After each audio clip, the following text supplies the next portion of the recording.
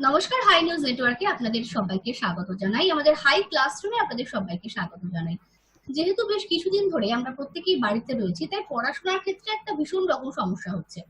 এই সমস্যা যেমন ক্লাস 1 এর বাচ্চার হচ্ছে, বা বলা যায় তার থেকে নিচেও যারা পড়ছেন, লোয়ার নার্সারি, সেই সমস্ত বাচ্চাদের যেমন সমস্যা আছে, একই রকম ভাবে সমস্যা হচ্ছে যারা হায়ার স্টাডি করছেন তাদেরও ক্ষেত্রেও কিন্তু, অর্থাৎ যারা উচ্চশিক্ষা নিচ্ছেন, যারা তাদের ক্ষেত্রেও কিন্তু সমস্যা হচ্ছে। যারা এমএ, এমএসসি বা এমকম করছেন, যারা পিএইচডি করছেন, প্রত্যেকের ক্ষেত্রে কিন্তু সমস্যাটা একই রকম। সেই কারণেই আজকে হাই ক্লাসরুমে আমরা আলোচনা করব যারা হায়ার স্টাডিজ করছেন তাদের নিয়ে। আমরা আজকে কথা বলবো যে রিসার্চ করতে গেলে যে রিপোর্ট তৈরি করতে হয়, সেই রিপোর্ট তৈরি করার ক্ষেত্রে কোন কোন সমস্যা আমাদের ফেস করতে হয়, কিভাবে সেই রিপোর্ট তৈরি করবেন। তিনি আমাদের সঙ্গে রয়েছেন বারাসাত বিশ্ববিদ্যালয়ের অর্থনীতির অধ্যাপক ডক্টর প্রণাম ধর। স্যার, স্বাগত জানাবো আমাদের অনুষ্ঠানে। নমস্কার, আপনাকে নমস্কার, সবাই নমস্কার, সবাই একদমই স্যার। আমাদের মূল আর যেটা বলবো সেটা আমরা যেটা মূলত বলবো সেটা হচ্ছে যে শুধুমাত্র স্যার প্রথমেই যেটা জানতে চাইবো সেটা হচ্ছে যে আমরা এই বিষয়টা বাছলাম কেন, সেটা যদি একটু দর্শক বন্ধুদের বলেন। এটা বাছলাম এই কারণে, কারণ শুধুমাত্র বাণিজ্য, অর্থনীতি বা সমাজবিজ্ঞান, সোশ্যাল সায়েন্সের যে রিসার্চ করছেন তাদের পোস্ট গ্রাজুয়েটের থেকে নিয়ে এটা একটা অবশ্যম্ভাবী পাঠ্য বিষয় ইউজিসি নির্ধারণ দিয়েছেন তাকে রিসার্চ। আজকে যারা স্টুডেন্ট পোস্ট গ্রাজুয়েটের এবং যারা রিসার্চার তারা রিসার্চ করছে এবং যারা টিচার, সকলের জন্য এমন এক বিষয় বাছলাম যে সকলে এটা শুনে কাজ লাগাতে পারবে। কারণ শুধুমাত্র ছাত্রছাত্রীদের নয়, শিক্ষক শিক্ষিকা বা স্কলার গবেষক প্রত্যেকেই কিছু প্রতিদিন গবেষণাপত্র তৈরি করতে হয়, থিসিস লিখতে হয়, আর্টিকেল লিখতে হয়, রিপোর্ট লিখতে হয়। সেখানে তার জানাটা জরুরি এবং তাদেরকে আলোচনাও জরুরি। অনেকটা আমারও একটা টিচিং লার্নিং প্রসেস, আমার জানার আছে। তাদের যখন প্রশ্ন করবেন বা আপনি যখন প্রশ্ন করবেন যে কথাটা গবেষণার জন্য বলা প্রয়োজন লেভেলে বা প্রিলিমিনারি লেভেলের কোনো খুব জটিল টেকনিক্যাল বিষয়, একেবারে এলিমেন্টারি লেভেলের কিছু কথা, যা করে তারা প্রতিদিন বুঝতে পারেন যে কোন জায়গা থেকে শুরু করতে হবে। হয় না বলেই আমার সুপারভাইজারের হেল্প, তারপরে বিভিন্ন জটিলতা চলে আসে। এই জন্য একটাই, যদি আপনি সাধারণ সেই কথাগুলো শুনতে পান তাহলে অনেকই বোধহয় উপকার হয়। সেই জন্যই এই বিষয়টা আসা। তা আমি সময় পেয়ে খুব সময় না করে যদি বিষয়টা চলে যাই, একেবারেই যা গবেষণা শুরু করেন তাদের গবেষণা শুরু করতে গেলে তাদের কি করতে হবে? প্রথমেই একটা রিসার্চ প্রপোজাল বা প্রস্তাবনা তৈরি করতে হবে এবং সেই প্রস্তাবনাতে কি থাকবে আমরা এটাকে চলতি কথায় রিসার্চ সিনপসিস বলি বা রিসার্চ প্রপোজাল বলি। তাতে থাকবে যে বিষয়টি নিয়ে আমি আলোচনা করতে যাচ্ছি সেই বিষয়টি, অর্থাৎ একটা রিসার্চ প্রবলেম বা একটা গবেষণামূলক প্রশ্ন তুলে ধরা এবং তার এই গবেষণার উদ্দেশ্যটাকে তুলে ধরা এবং কেন আমি গবেষণাটা করছি তার একটা জাস্টিফিকেশন থাকবে যে আমি কেন রিসার্চার হিসাবে ওই সাবজেক্টটাকে বাছলাম। ঠিক যেমন আপনি আমাকে প্রশ্ন করলেন যে কেন আমি এই বিষয়টাই আলোচনা করছি, ঠিক সেই রকম একটা জাস্টিফিকেশন থাকবে যে ওই সাবজেক্টের উপরে কেন আমি গবেষণা করতে যাচ্ছি। তার জন্য একটা প্রেক্ষাপট তৈরি করতে হবে, অর্থাৎ একটা সূচনা, এবং সঙ্গে যে অধ্যয়নগুলো অর্থাৎ যে লিটারেচার গুলো আমাকে বললো যে ওই বিষয়ে গবেষণা করতে হবে সেই লিটারেচার গুলো সম্পর্কে একটা ওভারঅল রিপ্রেজেন্টেশন, অর্থাৎ সামগ্রিক একটা ব্যাখ্যা, যেখান থেকে আমি শুরু করব যে কেন আমি গবেষণা করছি। এবং এই গবেষণা করতে গিয়ে আমি আমার গবেষণা মানে এক লাইনের কথা, যে আমি একটা বিষয়কে তুলে ধরবো, গবেষণামুখী বিষয়, অর্থাৎ একটা সমস্যাকে তুলে ধরবো এবং তার কতগুলো সমাধান বলে দেব। সমস্যা এবং সমাধানের মধ্যে থাকবে আমার রিসার্চ ডিজাইন, অর্থাৎ কিভাবে আমি গবেষণাটা চালাবো, আমার মেথোডোলজি কি হবে, কি পদ্ধতি, কি কৌশল আমি অবলম্বন করব, এবং তার সঙ্গের কিছু এথিক্যাল, অর্থাৎ এথিক্স মানা হচ্ছে কিনা, ঠিকঠাক এথিক্যাল বিষয়গুলো আমরা তুলে ধরবো, যে আমরা নিয়ম মেনে, আইন মেনে এবং প্রথা মেনে গবেষণাটা করছি কিনা। এবং তার সঙ্গে থাকবে অ্যান্টিসিপেটেড টাইম স্কেল, কত দিনের মধ্যে বা কত সময়ের মধ্যে আমরা এই গবেষণাটাকে শেষ করে ফেলতে পারবো। যেমন আমরা এখন দেখছি সারা পৃথিবীব্যাপী বিজ্ঞানীরা গবেষণা চালাচ্ছেন যে আমাদের এই প্যান্ডেমিক তার শেষ কোথায়, অর্থাৎ এর প্রয়োজনীয় ভ্যাকসিন বা ওষুধ তৈরি বা মানুষকে রিলিফ দেওয়ার প্রচেষ্টা, এটাও কিন্তু একটা গবেষণা। এবং এর সঙ্গেও এই বিষয়টা থাকবে, টাইম স্কেলের বিষয়টা থাকবে যে কত সময়ের মধ্যে তারা করতে পারবেন। একটু আপনাকে বিরত করব স্যার, একটু বিরত করব স্যার। যেখান থেকে আমরা থেমেছিলাম সেখান থেকে যদি আবার শুরু করা যায়, আপনি যে প্রেজেন্টেশনটা দেখাচ্ছেন। হ্যাঁ, আমরা গবেষকরা কেউ কেউ আমরা পোস্ট গ্রাজুয়েট করছি, তার জন্য প্রজেক্ট রিপোর্ট তৈরি করতে হবে। কেউ আমরা গবেষণায় প্রবেশ করেছি এমফিল বা পিএইচডির কারণে, আবার কেউ রিসার্চ আর্টিকেল লিখছি, আবার কেউ গভর্নমেন্টের বা সরকারের বিভিন্ন প্রজেক্টে কাজ করছি। এখন প্রত্যেকেরই আমাদের একটা থিসিস বা একটা রিসার্চ রিপোর্ট তৈরি করতে হবে। এখন এই থিসিস বা রিসার্চ রিপোর্ট তৈরি করতে গেলে তার মধ্যে কি কি থাকবে, তার বৈশিষ্ট্য কি, তার মধ্যে অবশ্যই একটা টাইটেল বা উপাধি থাকবে এবং একটা সামারি বা অ্যাবস্ট্রাক্ট থাকবে, ছোট করে লেখা থাকবে যে আমি কি কাজ করতে চাইছি এবং nature of the research study কি, এবং একটা স্ট্রাকচার বা ফরম্যাট থাকবে যেটা যারা পড়বে তাদের কাছে গ্রহণযোগ্য হবে যে বিষয়টা কি, কিসের উপরে রিসার্চ হচ্ছে এবং তার আউটপুট বা আউটকাম কি হবে। এবং এর সঙ্গে একটা রিসার্চ ডিজাইন, একটা মেথোডোলজি এবং একটা ক্লিয়ার কাট কনক্লুশন থাকবে। এবং পুরো বিষয়টাই এত সুন্দরভাবে লেখা থাকতে হবে যে সেখানে অ্যাকুরেসি থাকতে হবে গ্রামার এবং পাংচুয়েশনে। যেমন উদাহরণস্বরূপ যদি আমরা ডাইরেক্ট নারেশন ইউজ করি, ডাইরেক্ট নারেশন ইউজ করব, যদি ইনডাইরেক্ট নারেশন ইউজ করি, ইনডাইরেক্ট নারেশন ইউজ করব। এবং আমার পাংচুয়েশন যেখানে ফুল স্টপ দেওয়ার কথা, সেমিকলন দেওয়ার কথা, এটা খুব ভালোভাবে চেক করে নিতে হবে। এবং সবটাই খুব কনসিস্টেন্ট হতে হবে, কখনো পাস্ট টেন্স, কখনো প্রেজেন্ট টেন্স, কখনো ডাইরেক্ট নারেশন, কখনো ইনডাইরেক্ট নারেশন, এভাবে থাকবে না। খুব সুন্দর করে এটাকে বারবার করে রিভাইজ করে দেখে নিতে হবে। এবারে একটা থিসিসের মধ্যে কি কি থাকে, ফার্স্ট হচ্ছে কত পেজের হবে। এটা একটা বড় প্রশ্ন রিসার্চারদের বা গবেষকদের কাছে যে কত পেজের হবে। সোশ্যাল সায়েন্সের থিসিস গুলো সাবজেক্ট টু সাবজেক্ট ভ্যারি করে। ম্যাথমেটিক্স এর ক্ষেত্রে যেমন 50-60 পাতা, যদি কমার্স ম্যানেজমেন্ট বলি 200-250 পাতা, ম্যাক্সিমাম 300 পাতা। আবার যদি সমাজবিদ্যা বা পলিটিক্যাল সায়েন্স বা বাংলা বলি সেখানে 350 থেকে 400 পাতা। এর মধ্যে সীমাবদ্ধ রাখতে হবে, এটা আমি বুঝবো কি করে? তার জন্য আমাকে লাইব্রেরি গুলোতে গিয়ে আমার আগের গবেষকরা যে কাজ করেছেন তার থিসিস, সেগুলো পাবলিশড হয়, আনপাবলিশড হয়, সেটা আমি লাইব্রেরি থেকেও দেখে নিতে পারি। আবার পাবলিশ থিসিস ইউজিসি শোধ গঙ্গা বা শোধ সিন্ধু নামক ওয়েবসাইট থেকেও দেখে নিতে পারি। তাহলে আমার একটা আইডিয়া হবে তার সাইজ কত হবে। এবারে তার মধ্যে কত ফন্টে লিখবো। আমরা জেনারেলি অফিসিয়ালি টাইমস নিউ রোমানে টাইপ করে থাকি এবং 12 পয়েন্টে লিখে থাকি, এবং হেডিং এর জন্য দিয়ে থাকি 14 পয়েন্ট, আর বাকি সাব হেডিং এর জন্য 12 পয়েন্ট, আর অ্যাকচুয়ালি লিখতে থাকি 11 পয়েন্ট বা 10 পয়েন্টে। এটা কিন্তু খুব স্ট্রিক্টলি মেনটেন করতে হবে। এবং কোটেশন কত জায়গায় দেব, কোটেশনকে কিভাবে রাখবো, ইটালিক্সে রাখবো না নর্মালি লিখবো, কোথায় বুলেট পয়েন্ট ব্যবহার করব, কিভাবে ফরম্যাটিং করব, বুলেট কখনো বাঁদিকে সরে গেছে কখনো ডান দিকে সরে গেছে না করে একই রকম করে লেখার চেষ্টা করব। টেবিল আর ফিগার যদি দিই তাহলে ধরুন চ্যাপ্টার 1 এর একটা টেবিল আছে, সেটাকে বলবো 1.1।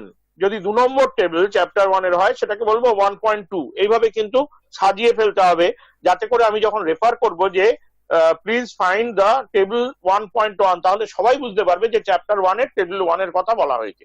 ফিগার গুলোকেও সেই রকম ফিগার, এক্সিবিট, কোনটা ফিগার কোনটা এক্সিবিট, এইভাবে সাজিয়ে তার নামকরণ করতে হবে। এবং সবচেয়ে শেষে যেটা করতে হবে যে লিস্টিং রেফারেন্স বা বিবলিওগ্রাফি, যে বই, যে জার্নাল, যে ওয়েবসাইট, যে সূত্রগুলো আমি ব্যবহার করেছি তাদের একটা লিস্ট, সেটা কিন্তু ক্রোনোলজিক্যালি, এবং তার একটা মেথড আছে। যারা রিসার্চ করেন বা গবেষণা করেন তারা অনেকটাই জানেন যে এপিএ বা আমেরিকান সাইকোলজিক্যাল অ্যাসোসিয়েশন বা এমএলএ, এরকম কতগুলো স্টাইল আছে যেখানে সুন্দর করে সাজিয়ে বিবলিওগ্রাফিকে প্রেজেন্ট করা হয়। সেটা কিন্তু অবশ্যই করতে হবে। এবং আমি যদি আমার রিসার্চের ক্ষেত্রে কোনো প্রাথমিক তথ্য বা প্রাইমারি ডেটা নিয়ে থাকি, তার জন্য যদি কোয়েশ্চেনিয়ার ডিজাইন করে থাকি বা শিডিউল ডিজাইন করে থাকি, বা যদি সেকেন্ডারি ডেটা নিয়ে থাকি, সেগুলো কোথা থেকে নিয়েছি, কোন কোন কোম্পানির তথ্য নিয়েছি, কোন জায়গা থেকে নিয়েছি, কোন ওয়েবসাইট থেকে, সেগুলো সব আমরা শেষ দিকে দেবো, যেটাকে বলা হচ্ছে অ্যাপেন্ডিক্স। এবং সব জায়গাতেই একই কথা বলার যে আমরা কনসিস্টেন্টলি এগোবো, সব জায়গাটা কনসিস্টেন্সি থাকবে। এইখানে যেমন একটা এক্সাম্পল দিয়েছি আমি, যে আমরা থিসিসের প্রথম পাতাটা কিরকম হবে। দেখুন সুন্দর করে বোল্ডে লেখা আছে যে আমি কোন হ্যাঁ স্যার, স্যার শোনা যাচ্ছে? থিসিসটা সাবমিট হতে চলেছে সেটা লেখা আছে, কি পারপাসে সাবমিট হতে চলেছে সেটাও লেখা আছে, কোন মাসে কোন বছরে জমা পড়েছে সেটাও লেখা আছে। এটা থেকে এক ঝলক দেখলেই কিন্তু বোঝা যাবে যে আমরা কি কাজ করতে চাইছি এবং সেটা কোথায় পাবলিশ হয়েছে বা হবে। একটা ভালো থিসিস তৈরি করতে গেলে আমি অলরেডি বলেছি যে ইউনিভার্সিটি লাইব্রেরি গুলো ভিজিট করতে হবে। এছাড়া বিভিন্ন লাইব্রেরি যেমন ন্যাশনাল লাইব্রেরি বা আইএসআই বা ইন্ডিয়ান স্ট্যাটিস্টিক্যাল ইনস্টিটিউট বা কমার্শিয়াল লাইব্রেরি এবং বিভিন্ন লাইব্রেরি ভিজিট করে আমরা ভালো জার্নাল, ভালো বই এবং ভালো থিসিস যেগুলো আনপাবলিশড হয়ে রয়েছে সেগুলো দেখে নিলে আমরা বুঝতে পারবো যে আমরা কিভাবে লিখবো। এরপরে যেটা আমরা দেখবো সেটা হচ্ছে যে আমাদের রিসার্চ অবজেক্টিভ। রিসার্চ অবজেক্টিভটা একেবারে ক্লিয়ারলি ডিফাইন করতে হবে। যেমন এখানে একটা উদাহরণে বলা আছে যে কিছু স্টুডেন্ট, তারা বিএড এর স্টুডেন্ট, তারা প্র্যাকটিস টিচিং তাদের ফার্দার এডুকেশন কলেজগুলোতে কতটা কাজে লাগে সেটার উপরে গবেষণা করছে। করতে গিয়ে তারা দেখুন তিনটে অবজেক্টিভের কথা, চারটে অবজেক্টিভের কথা বলেছে। To explore the perception of the teachers training students of the effectiveness of their practical training experience. 2 number, to investigate the nature of the resources provided for them by the college. এইরকম একেবারেই চারটে বা পাঁচটা objective যদি বেঁধে দেওয়া যায়, এটা একটা সুন্দর ফর্মুলার মতো। অর্থাৎ একটা রিসার্চ প্রবলেমকে ডিফাইন করলাম, তার পেছনে তিনটে বা চারটে রিসার্চ অবজেক্টিভ রয়েছে। প্রত্যেকটা অবজেক্টিভের প্রয়োজনীয় সলিউশন ফাইন্ড আউট করার জন্য আমায় কিছু ডেটা কালেক্ট করতে হবে এবং তার জন্য একটা মেথোডোলজি রয়েছে বা একটা পদ্ধতি রয়েছে, সেটাকেও ডিফাইন করব। এবং প্রত্যেকটা অবজেক্টিভের জন্য হয়তো একটা করে হাইপোথিসিস রয়েছে বা অনুমান রয়েছে, সবটাই সুন্দর একটা সুতোয় বোনা আছে। এবং প্রত্যেকটা অবজেক্টিভ ব্যাখ্যা করার জন্য আমি এক একটা করে চ্যাপ্টারাইজেশন করব, তাহলেই আমরা বুঝতে পারবো থিসিসে কটা চ্যাপ্টার হবে। এখানে ভার্বের ইউজটা ভীষণ ভাইটাল, কারণ আমরা দেখেছি থিসিস যিনি লেখেন বা রিপোর্ট যিনি লেখেন তাকে ইংলিশে বা তার রিজিওনাল ল্যাঙ্গুয়েজে যাতে থিসিস লিখছেন তাতে খুব দক্ষ হতে হয়। সেজন্য ভার্বের খুব কনসাস ইউজ এখানে দরকার আছে। যেমন আমি যদি কতগুলো সেন্টেন্সে শুরুতেই কিছু ভার্ব ইউজ করি, তার কিছু মানে আছে। যদি বলি টু ডিসকাস, তার মানে বোঝায় অ্যান আইডিয়া টু ডিসকাস। যদি বলি টু এক্সামিন, তাহলে বোঝায় প্রপোজাল টু এক্সামিন। যদি বলি টু অ্যানালাইজ, তাহলে আমার কাছে কিছু ডেটা আছে তবে আমি অ্যানালাইজ করতে চাইছি। টু সিনথেসাইজ মানে হচ্ছে অনেকগুলো তথ্য বা প্রপোজিশন আমার কাছে রয়েছে, অনেকগুলো আইডিয়া রয়েছে, তাদের মধ্যে আমি সিনথেসাইজ করতে চাইছি, সমন্বয় সাধন করতে চাইছি। টু এক্সপ্লোর মানে একটা ইস্যু তৈরি হয়েছে, সেটাকে আমি সকলের সামনে নিয়ে আসতে চাইছি।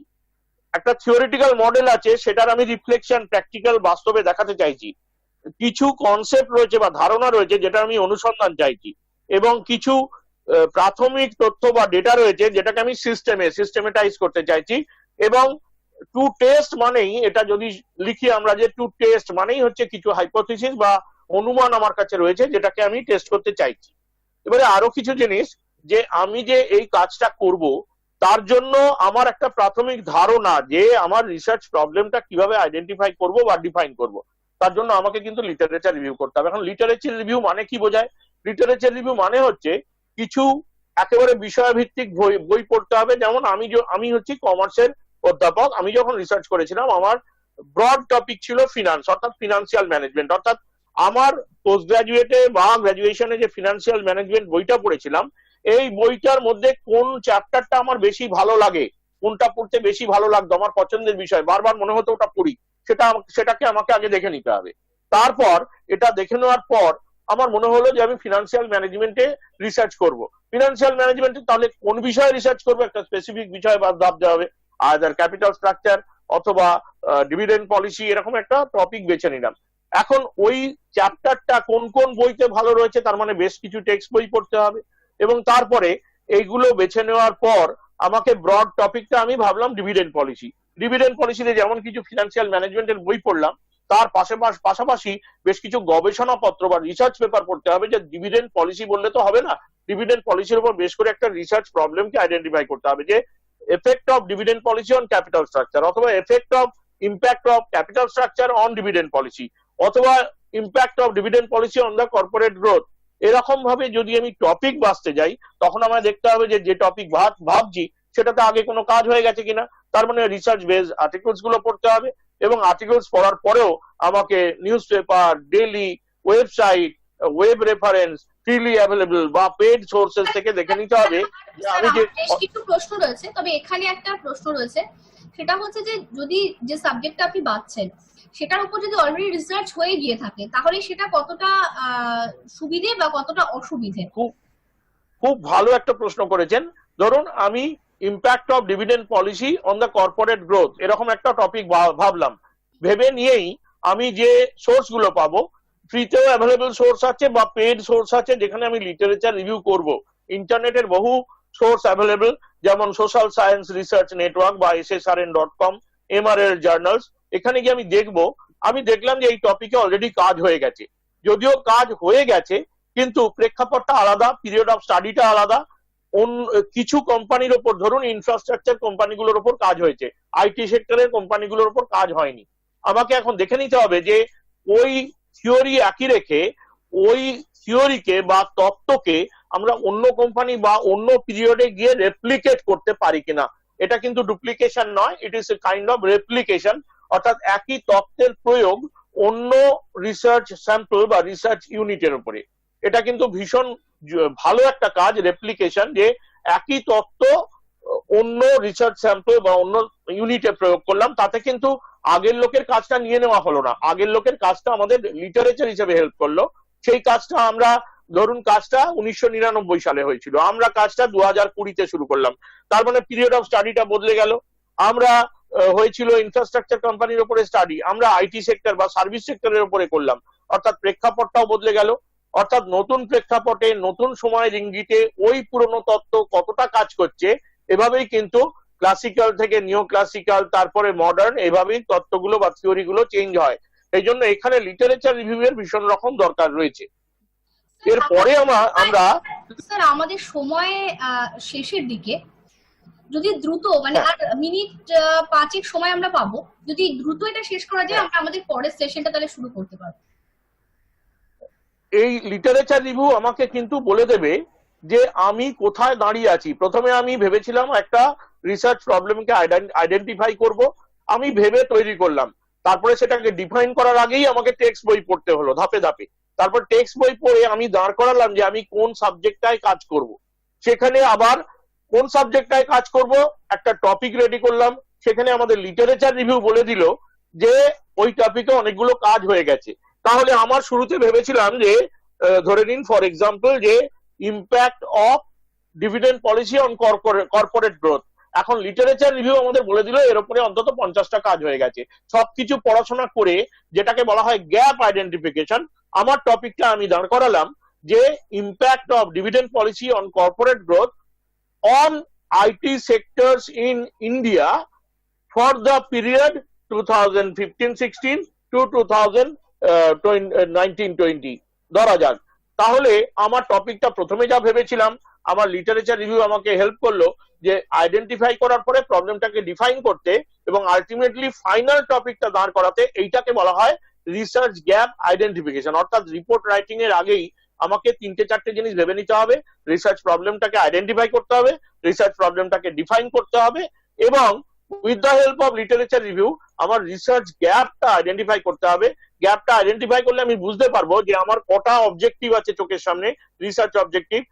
এক নম্বর হচ্ছে আমরা ইম্প্যাক্ট অফ ডিভিডেন্ড পলিসি আলোচনা করব, এটা আমাদের ফার্স্ট অবজেক্টিভ। সেকেন্ড হচ্ছে কার উপরে, না কর্পোরেট গ্রোথের উপরে। 3 নম্বর হচ্ছে কোন পিরিয়ডে, 2015-16 থেকে 2019-20, কোন কোম্পানিগুলোর উপর করব, না আইটি কোম্পানিগুলোর উপর করব। সুতরাং আমরা একটা প্ল্যান অফ ওয়ার্ক অর্থাৎ অবজেক্টিভ অফ দ্য স্টাডি, 4টে অবজেক্টিভ সাজিয়ে ফেললাম এবং আমরা টপিকটাও খাড়া করতে পারলাম।